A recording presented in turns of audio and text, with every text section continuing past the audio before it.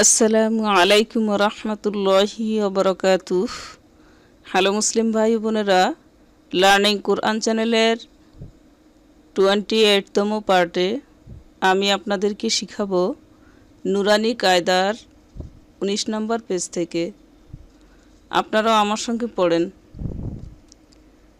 আউযু বিল্লাহি মিনাশ শাইতানির রাজিম। বিসমিল্লাহির রহমানির রহিম। আউয়ুন, এখানে হবে মাদ্দা আরজি। 16তম পার্ট থেকে 25তম পার্ট পর্যন্ত আপনাদের যে তাজবিদগুলো আমি শিখাইছি বা আপনারা আমার সঙ্গে পড়ছেন, সেই তাজবিদগুলোই কায়দা থেকে আপনার শিখতে হবে। তা না হলে আপনি কোরআন পড়ার সময় ভুল করবেন। সহি শুদ্ধ করে কোরআন পড়া হবে না। এখান থেকে আপনার সেই তাজবিদগুলো শিখতে হবে। তাই এই পেজটি খুবই গুরুত্বপূর্ণ একটি পেজ। এখান থেকে আপনাদেরকে তাজবিদ বোঝানো হবে, তো মনোযোগ সহকারে আমার সঙ্গে আপনারা পড়বেন। এভাবে যদি প্রত্যেকটি ভিডিও শুরু থেকে না টেনে শেষ পর্যন্ত আমার সঙ্গে পড়েন, তাহলে সহি শুদ্ধ করে কোরআন পড়তে পারবেন ইনশাআল্লাহ। তো দেখেন, আউয়ুন, এই পেশের উচ্চারণটি ইয়া পেশ ইউকে 3 আলিফ টেনে পড়ে নুনের সঙ্গে মিল করে দিতে হবে, তাহলে এই ওয়াও সাকিনটি পড়া হবে। ওয়াও সাকিনটি হচ্ছে মাদের হরফ। পেশের বাম পাশের সাকিন বলা ওয়াও হচ্ছে মাদের হরফ। টানের ভিতরে মাদের হরফ পড়া হয়। 2 জের তানবিনের বামে ওয়াকফ হলে সাকিন করিয়ে পড়তে হয়, নুনটি সাকিন হবে।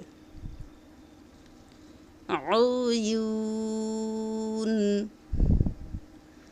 এখানে হবে গমে ব্লাগুন্না। এই হামজা মিল করবেন লামের সঙ্গে, আর এই লাম মিল করবেন ইয়ার সঙ্গে। ইয়া মিল করবেন কফের সঙ্গে। কফ হচ্ছে কলকলার হরফ। এই ক উচ্চারণটি তৃতীয় ভাগের 1 ভাগ উচ্চারণ করবেন।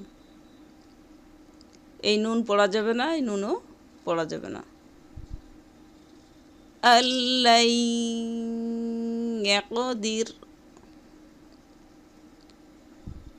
এখানে মিম সাকিনের বামে আসছে মিম, দগামে শাফাবি।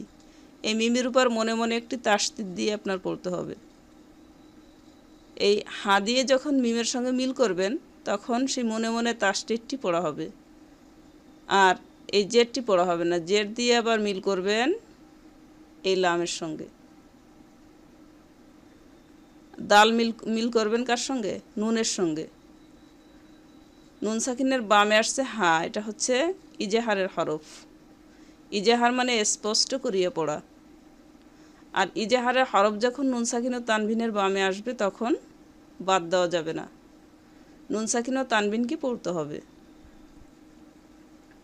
এই হাটি সাকিন হবে, পেশটি পড়া যাবে না।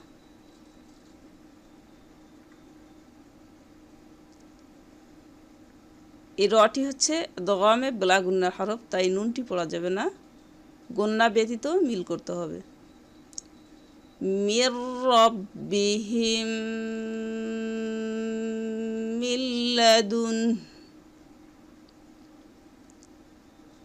এটি গমে ব্লা গুন্নার হরফ র, আর এই লামটিও ব্লা গুন্নার হরফ, তাই নুন সাকিন পড়া যাবে না। হামজা মিল করবেন রর সঙ্গে, আর 2 জবর তানবিন পড়া যাবে না, 1 জবর বাদ দিতে হবে, ইয়াটি বাদ দিতে হবে, 1 জবর দিয়ে মিল করবেন এই লামের সঙ্গে। আর-রাআহু হুদাল্লিল মুত্তাকিন,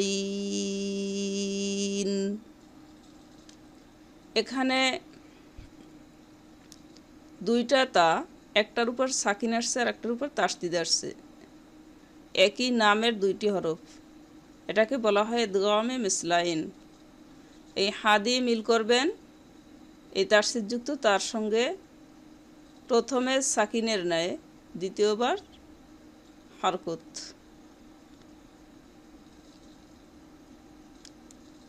ফামা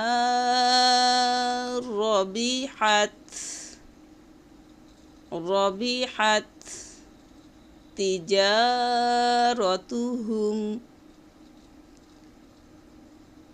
এখানেও একই নামে 2 হরফ ইদগাম। আনি রিব বিআসাকাল কাল হাজার।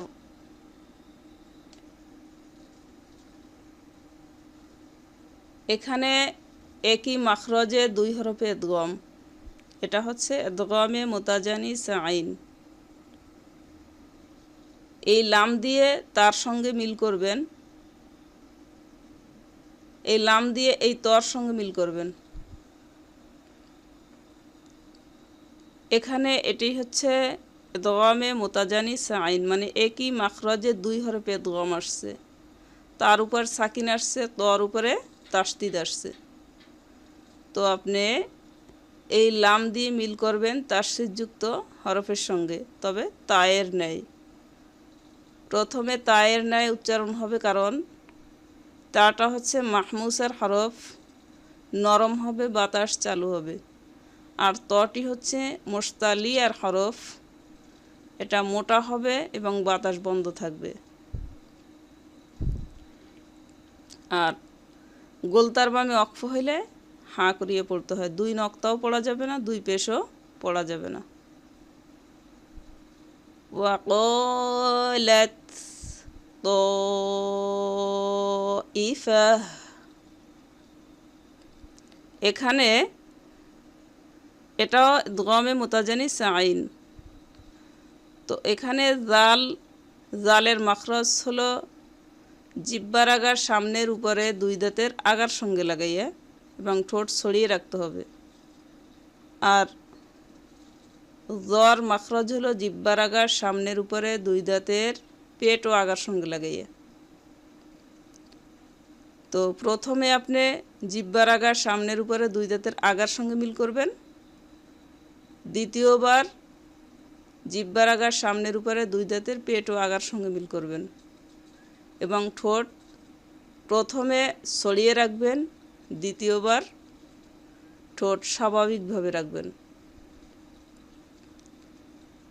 ইয যালামতুম,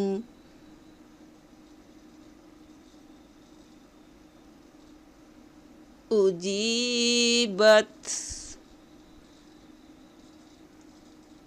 দাওয়াতুকুমা। এটা হচ্ছে ইকলব, নুন সাকিনের বামে আসছে বা, এখানেও বা আসছে, এখানেও 2 জের তানবিনের বামে এই দেখেন এই যে বা আসছে। এটি হবে কি ইকলব। ইকলব মানে কি পরিবর্তন করিয়া পড়া। দেখেন এই নুনের পরিবর্তে কি ধরবে, এই মিমটি এই ছোট মিমকে ধরবে। মিম বাদি মিম বাইনি সুলবি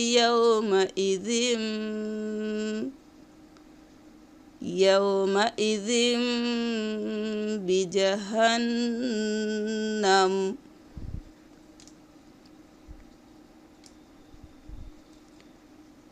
লানাসফা'আন বিন্নাসিয়াহ রব্বি মূসা ওয়া হারুন। এটি হচ্ছে 2 জের তানবিনের বামে আসছে কফ, ইকফার হরফ। 2 জের থেকে আপনি 1 জের মনে মনে বাদ দিবেন, আর 1 জের দিয়ে আপনি কফের সঙ্গে গুণনা করবেন। গুণনা করার সময় জিহ্বার গোড়া সোজা বরাবর উপরে তালুর সঙ্গে মিল করবেন এবং ঠোঁট গোল রাখবেন নাকের বাঁশির ভিতরে গুন্নার আওয়াজ জারি করবেন। যেমন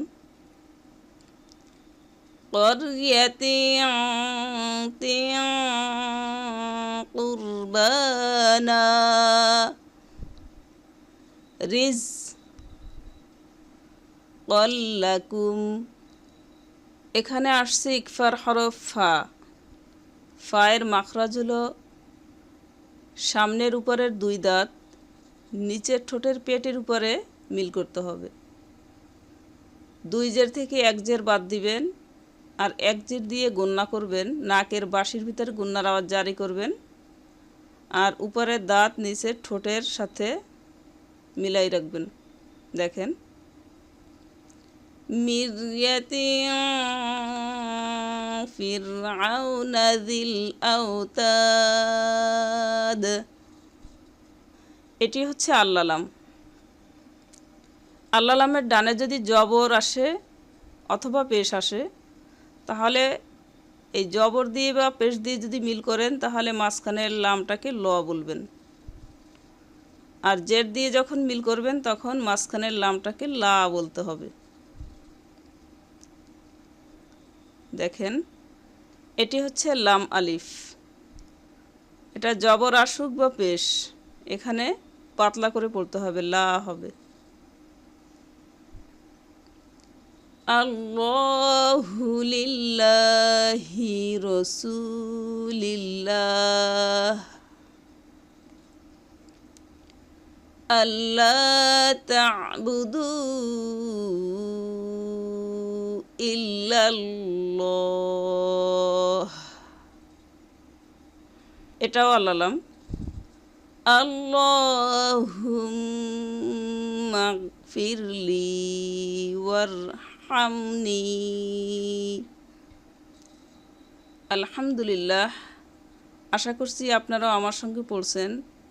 এভাবে যদি প্রত্যেকটি ভিডিও শুরু থেকে না টেনে শেষ পর্যন্ত আমার সঙ্গে পড়েন তাহলে সহিহ শুদ্ধ করে কোরআন পড়তে পারবেন ইনশাআল্লাহ।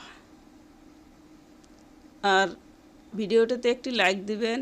আর আমার চ্যানেলে যদি নতুন হয়ে থাকেন তাহলে এখনই চ্যানেলটি সাবস্ক্রাইব করে পাশে থাকা বেল বাটনটি ক্লিক করে অল নোটিফিকেশন অন করবেন। তাহলে প্রত্যেকটি ভিডিও আপলোড সবার আগে পেয়ে যাবেন।